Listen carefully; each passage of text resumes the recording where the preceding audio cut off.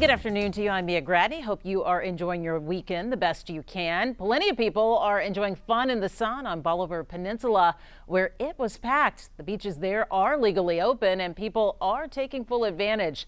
The city of Galveston is set to partially reopen its beaches tomorrow. Matt Doherty joins us now with what to expect. If it were any other Sunday in any other year, the beaches and boardwalk of Galveston Island would not look like this. Stay-at-home orders and beach closures have forced residents and visitors to give up some of the best beach weather days seen so far this year. But some are determined to hit the sand no matter what. This is the line to board the Bolivar ferry. The Galveston County Sheriff says the number of visitors on the peninsula has continued to grow. Here's video taken from one at Crystal Beach yesterday. The crowds are back today. The only difference is the weather is better. The sheriff says there haven't been any major issues so far, and the visitors have been mostly families. He says he understands why people are running for the water after being cooped up for weeks. On Galveston Island, the beaches are still closed. Beach Patrol tells hundreds of people to leave the beaches every single day. We hit 649, just Beach Patrol. And I know that there were a lot more that were done by police department and other groups as well. Tomorrow morning, Galveston Island's public beaches will reopen for 3 hours every day. I think it's exciting that the beaches are opening up. I just hope that people still are smart and maintain social distancing. From 6 a.m. until 9 a.m., the beaches will be open for exercise only. Anyone caught on the sand anytime after that will face a $500 fine. Monday's the test day, and then of course it could all go out the window on Monday afternoon, so we'll see what happens. I'm Matt Doherty, KHEU 11 News. Matagorda County reported 2 new cases today. Officials say they are children under the age of 5. No other details on them have been released. Matagorda County has a total of 34 active cases. We told you last week how some U.S. citizens who are married to certain immigrants would not be getting stimulus checks. Tonight, we are hearing from a local mom who is trying to do something about the situation. She spoke with our Anayeli Ruiz. They're high school sweethearts. It's 2020 and we've been together a little over 8 years. But she feels like the government has discriminated against her, all because of who she fell in love with. Susan has asked us to hide the identity of her husband. They just forgot about me because of who I decided to love, who I decided to marry, and I don't think that that's fair. Susan is talking about the stimulus checks. Her family won't be getting one. See, Susan and her son are U.S. citizens. Her husband, an immigrant. And the current stimulus package prevents citizens who file a joint income tax return with a spouse who doesn't have a Social Security from getting a check. And I remember being in denial, and I was like, that can't be. Like, I'm an American citizen. My child's an American citizen. How can they exclude us? I'm like, that can't be real. Susan has decided to do something about this and started an online petition hoping to get the attention of those in Washington. I started my petition. I started calling our representatives, our senators, everybody that I can contact to get something done about this because it's not fair. In the end, she hopes that someone will listen to her and other families who are in the same situation. Whenever the government decided to disenfranchise the immigration community, they didn't just hurt them, they're hurting the people around them, and that includes American citizens. Anayeli Ruiz, KHOU 11 News. It is quite the predicament.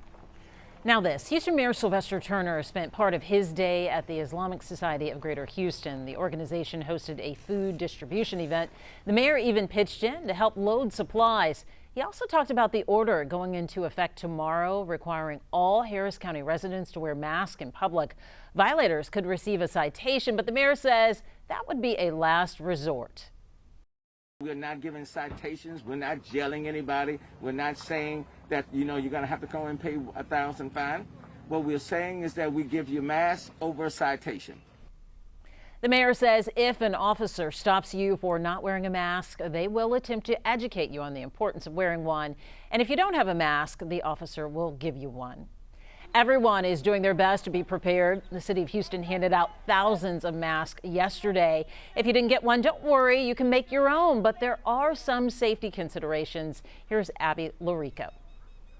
The N95 mask filters out 95% of potentially virus-carrying particles. But you're pretty much 0% likely to get your hands on one of those right now. It's why even the Surgeon General is showing us how to DIY masks out of t-shirts and bandanas. But 4 layers of typical bandana fabric actually only filter out about 20% of particles. That's according to a Missouri S&T professor who ran some tests. Here's what else they found. Whether you're sewing or stitchless, use at least 4 layers of densely woven material. 600 thread count cotton bed sheet is better than 400 thread count. The best masks are made of tightly woven quilter's cotton. It's thick and cotton's good because it breathes. When in doubt, do a light test. The more light comes through a fabric, the more particles will too. If you want some added air filtration, use 4 to 6 layers of clean, quality furnace or vacuum filter material wrapped in a bandana so you don't inhale its microfibers. The research found this mask could block up to 80% of particles. Don't stress over trying to make a knockoff N95 though, because importantly, masks also keep us from touching our face and remind us to keep up with other hygiene practices like simple hand washing. Speaking of washing, you'll want to clean your mask frequently with regular detergent, but don't wear it wet. Even if they get damp just from your breathing, masks become less effective. Cloth face coverings can help you prevent the spread of COVID-19, but can't necessarily prevent you from getting it yourself. And the CDC recommends wearing them along with social distancing, not instead of. The best particle filters, remember, are the walls of your house when you stay in. All right, I feel very prepared after watching that segment. Thanks so much, Abby. Time now to pop the top, soak up some sun. It is simply gorgeous outside as we take a live look from our tower camera in the Galleria area. But will this weather stick around for a while? We can only hope so, Blake. At least for a little while. Hey, I got the forecast right today, which is nice. We were expecting this yesterday, but we had the rain move in unexpectedly. But hopefully this makes up for it today. A gorgeous afternoon, and it's going to be a beautiful evening as well. Small rain chances into the forecast once again as we get into Tuesday and into Wednesday. And a hot, pretty into the week ahead. We're talking about mid-90s possible for a lot of us across southeast Texas as we get into next weekend. Temperatures right now holding in the low to mid-80s just about area-wide, and as promised, shaping up to be a beautiful evening. Temperatures dropping down into the 70s by 9 o'clock. We're at 68 degrees by 11.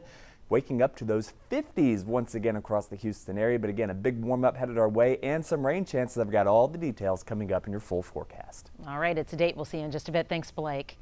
A Houston couple did not want to miss out on their baby shower, so they decided to go ahead and throw one, but they wanted to make sure they were safe. Go ahead, check it out. Armenia and Luis Orozco opted for a drive-by baby shower. Guests were able to drop off their gifts for the happy couple while still staying at a distance, and they could pick up a quick little treat too. Afterwards, they happily opened up their gifts on a video conference call for everyone to see. The happy couple is expecting their little girl in May, and this is their first baby. Congratulations to them both.